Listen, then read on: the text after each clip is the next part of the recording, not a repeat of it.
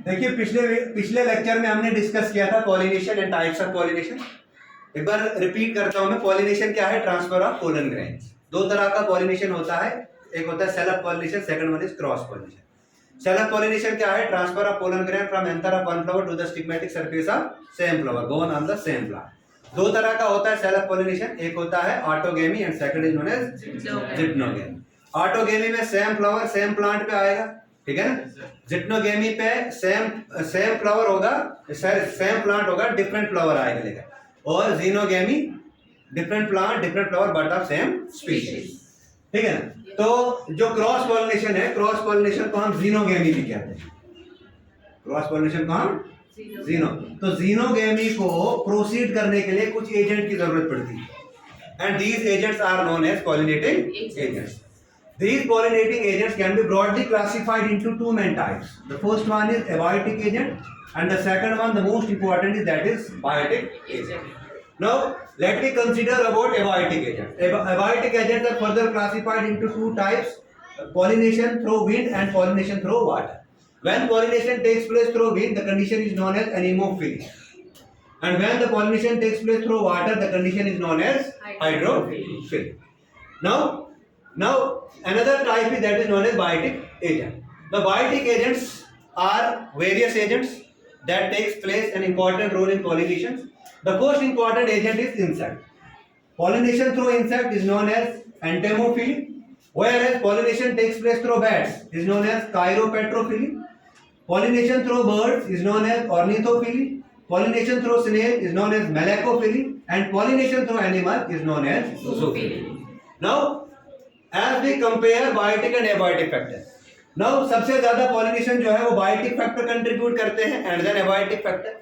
Among abiotic में भी सबसे ज्यादा पॉलिनेशन जो है वो विंड से होता है, विंड के बाद फिर वाटर से पॉलिनेशन होता है. और अगर हम बायोटिक फैक्टर में भी सबसे ज्यादा बात करेंगे तो बायोटिक फैक्टर में सबसे ज्यादा पॉलिनेशन इंसेक्ट से होती है, ठीक है ना. और अमंग इंसेक्ट में भी हनी बी से होती है एंड देन बटरफ्लाई. नाउ सबसे पहले अब हम डिस्कस करेंगे abiotic फैक्टर में पहली टाइप्स आती है विंड पॉलिनेशन. जब हम विंड पॉलिनेशन की बात करते हैं तो पॉलिनेशन थ्रू विंड, इसे हम एनिमोफिली कहते हैं. एनिमोफिली कंडीशंस के लिए एनिमोफिली फ्लावर, एनिमोफिलस फ्लावर को कहेंगे एनिमोफिलस फ्लावर. एनिमोफिलस फ्लावर के लिए कंडीशन है that is known as mono ovular ovary. मतलब मोनो मतलब सिंगल, ओव्यूल एक ओवरी में एक ही ओव्यूल होगा, तो वहां पे विंड पॉलिनेशन होगा. अब क्या क्या फीचर्स है विंड पॉलिनेशन के? सबसे पहले जो विंड पॉलिनेटिंग फ्लावर का समाल पोलन होना चाहिए.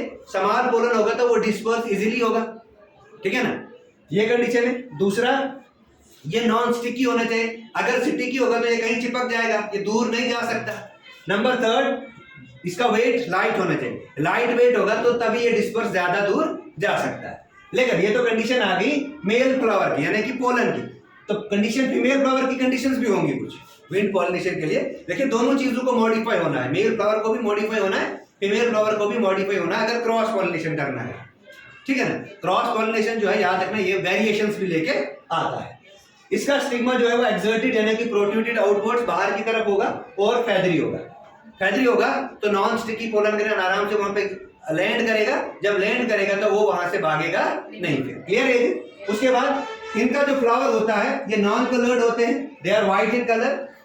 यहां हम इसको कहते हैं कलरलेस होते हैं, कलरलेस होते हैं. और इनमें नेक्टर एब्सेंट होता है. उसके बाद they are present in clusters. इनके जो फ्लावर्स होते हैं ये क्लस्टर्स में प्रेजेंट होते हैं. क्लियर. यहां पे मैंने एग्जांपल दी है मेज की.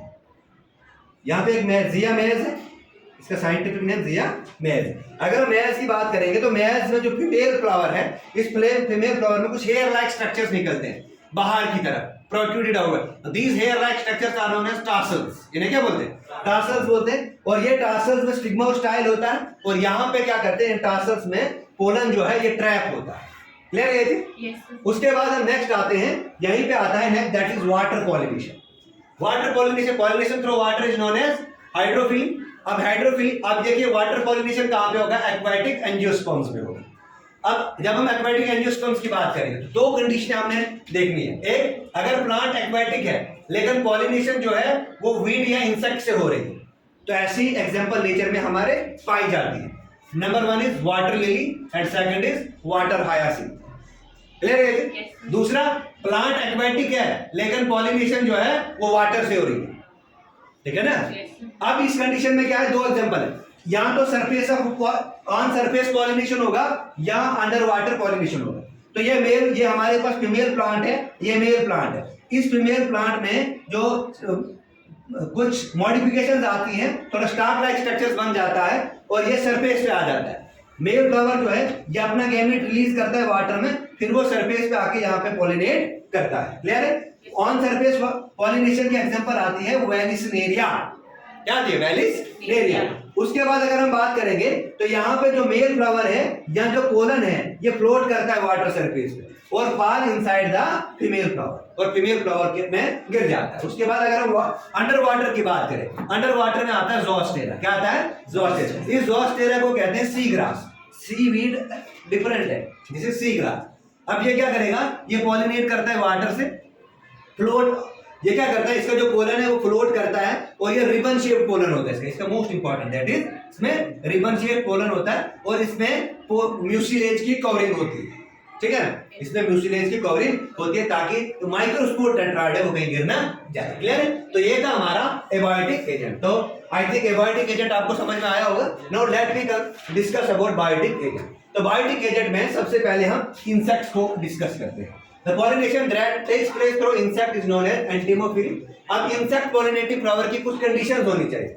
नंबर 1, फ्लावर जो है वो क्लस्टर में होने चाहिए, ठीक है ना, ग्रुप में होने चाहिए, ये कलर्ड होने चाहिए, इनमें ऑर्डर भी होने चाहिए, मतलब स्मेल प्रोड्यूस करने चाहिए, स्टिकी होने चाहिए और नेक्टर इनमें प्रेजेंट होना चाहिए, ठीक है ना। अब इसमें आता है जो नॉन ऑर्डर यानी कि पुअर ऑर्डर स्मेल जिन फ्लावर्स में आती है, ठीक है ना, उन्हें पॉलिनेट करती है फ्लाइज और बीटल उनको पॉलिनेट करती है। तो याद रखना इंसेक्ट में सबसे ज्यादा पॉलिनेशन हनी भी करते हैं, then butterfly and then these three. Clear है जी?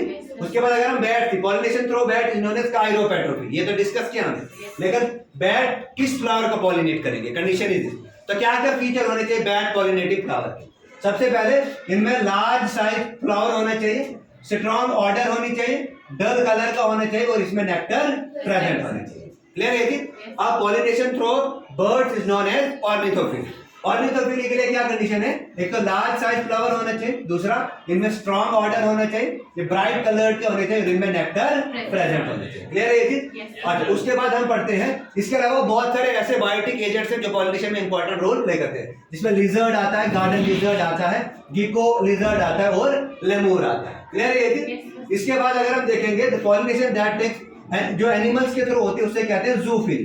तो जूफिली में एक आप देखिए, एक एलिफेंट है, एलिफेंट लार्जेस्ट फ्लावर को पॉलिनेट करता है, रेफनेसिया को ये पॉलिनेट करता है। आप देखिए, लेकिन ये तो ठीक है, यहाँ पे आप देखिए क्या रिवार्ड मिलता है पॉलिनेटर के लिए, तो क्या कह रहा है, to ensure regular visit, flower पे बायोटिक फैक्टर रेगुलरली विजिट करेंगे तो उनके लिए क्या चाहिए, एक तो एडिबल नेक्टर होना चाहिए तभी वहां पे वो विजिट करेंगे। कुछ प्लांट्स में एडिबल पोलन है जिसकी वजह से ये वहां पे रेगुलरली विजिट करते हैं। इसके ये क्या करता है, स्पेस प्रोवाइड करता है एग्स के, एग लेइंग के लिए। इसकी एक फ्लावर है जिसका नाम है अमार्फोफिलस। ये अमार्फोफिलस फ्लावर 6 फीट का होता है। तो ये एक एग्जांपल आती है, यहाँ पे ये प्रोवाइड करता है स्पेस एग लेइंग के लिए और इसको पॉलिनेशन में हेल्प होती है। एक नेक्स्ट प्लांट आता है यूका प्लांट और माउथ। ये यूका प्लांट क्या करता है, ये स्पेस प्रोवाइड करता है एग लेइंग के लिए और ये माउथ क्या करता है, ये एग ले करता है यहाँ पे और पॉलिनेशन करता है। क्लियर है ये चीज? Yes sir. Thank you.